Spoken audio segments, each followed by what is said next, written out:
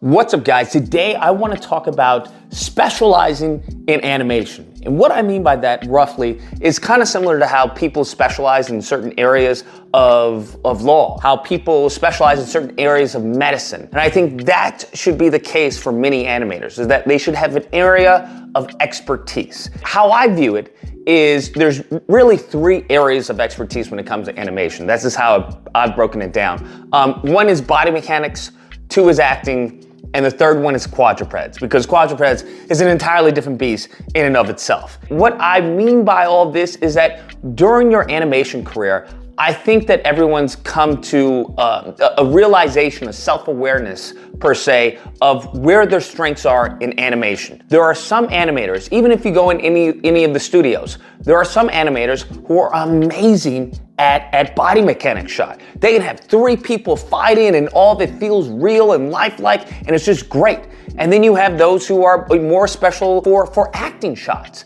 And they little movements in the eyes, and certain acting choices that they choose to embrace the character, really great. And then of course you have those who are really good with quadrupeds, where you're gonna have them fighting a dragon versus a bear versus a dog, and going on. It's like, yo, what is going on here? And I think over time, as an animator, you've grown to, as far as favor certain shots. And I think you should really dig deep into that, because even when you look at the studios, they specialize in certain things. There are certain studios that specialize in big action, big heavy pieces. There's certain studios that specialize in more, subtle animation, more acting shots. There are certain studios that, when you think of like, hey, I want a giant polar bear fighting a giant titan, you go to certain studios. You look at this even through the lens of your animation reel. If you're sending out the same reel to all the studios, you're gonna lose. So that doesn't mean, let me be clear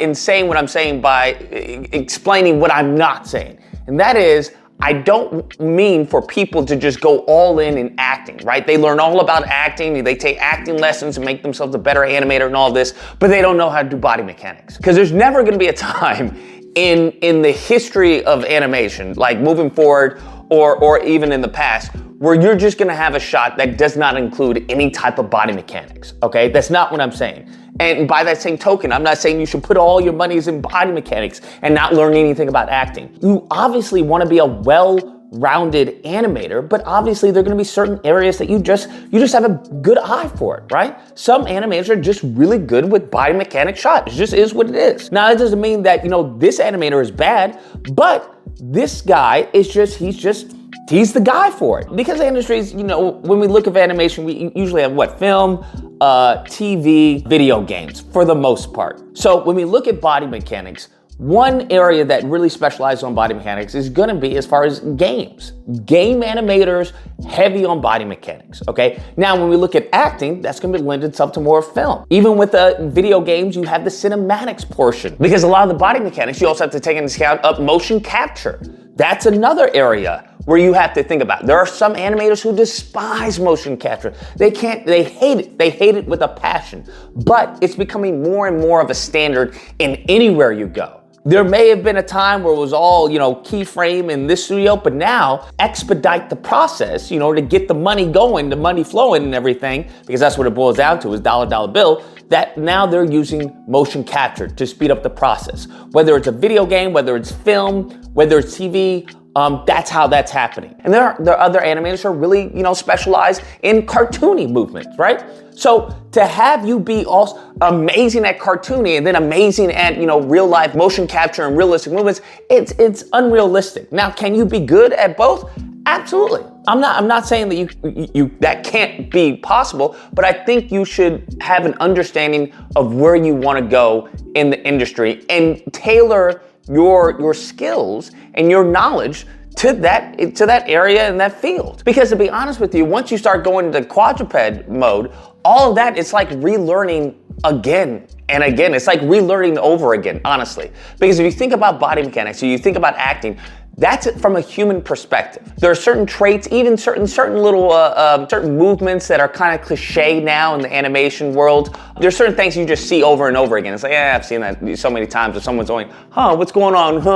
Pantomiming and stuff like that. And that separates, good acting from, just your basic acting. But quadruped, that's an entirely different field because now you're dealing with animals. And animals, they portray their behavior, their acting very different. Their body mechanics is very different. So it's a lot there that you have to relearn. So your body mechanics that you may have in human can, yes, sometimes overlap, but in my experience, it's an entirely different beast. Even when it comes to acting, even when it comes to certain emotions of how a lion or how an elephant expresses its fear, how it expresses, maybe excitement or joy, and how to portray that in this beast, of a mammoth.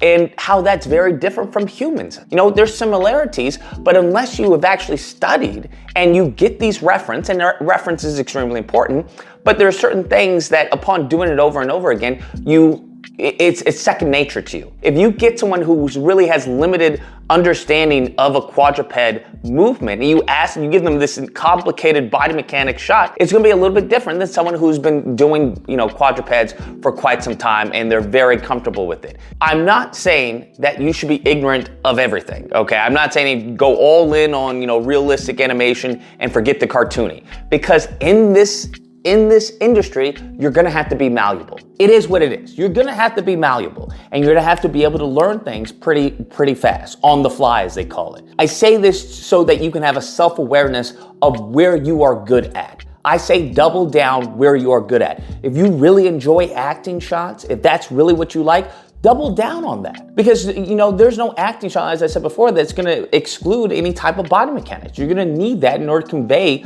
the character. There is a natural inclination that I think every animator has. And then even understanding your style of animation. It's something that many, 2D artists take time. It takes time to really master your craft, but understand what that means to you. What does it mean to master your style of animation? What does that mean to master your style of art? It's a very, very long journey, and it's some of the great things where you can see an animation and be like, I know who did that animation. I know who did that animation, right? Or you can see it in artwork and be like, I know who drew that. And I think a lot of it is going towards more of a personalized self-branding experience in the future. That's where I see things going, especially with the coming in of AI and everything. It's definitely going to revolutionize the industry, and I think a lot of people are going to be without jobs if they don't know what to expect and if they don't have that understanding of themselves and their strengths and their weaknesses. So that's my video. That's my 2 cents on the topic. Hope you guys enjoyed the video. If you did, please feel free to like, share, comment. Let me know what you guys think. What have you found that works for you? And let me know in the comments below, and subscribe. And until next time, guys, keep animating.